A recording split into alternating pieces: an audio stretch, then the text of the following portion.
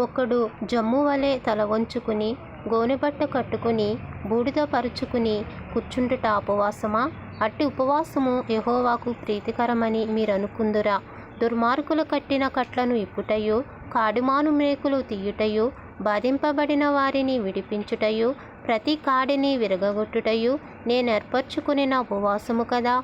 నీ ఆహారము ఆకలిగొనిన వారికి పెట్టుటయు, నీ రక్త సంబంధికి ముఖము తప్పించుకుంటుటయు, దిక్కుమాలిన బీదలను నీ ఇంట చేర్చుకొనుటయు, వస్త్రహీనుడు నీకు కనబడినప్పుడు వానికి వస్త్రములిచ్చుటయు, ఇదియే కదా నాకిష్టమైన ఉపవాసము.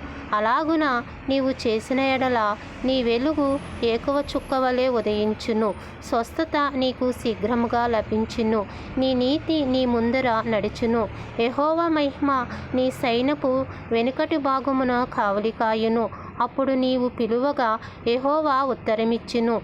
నీవు మొరపెట్టగా ఆయన నేనున్నానెను. ఇతరులను బాధించుటయు, వేలుపెట్టి చూపి తిరస్కరించుటయు, చెడ్డదానిని బట్టి మాటలాడుటయు నీవు మాని, ఆశించిన దానిని ఆకలిగొనిన వానికిచ్చి, శ్రమపడిన వానిని తృప్తిపరిచిన ఎడల చీకటిలో నీ వెలుగు ప్రకాశించును, అంధకారము నీకు మధ్యాహ్నము వలె నుండెను.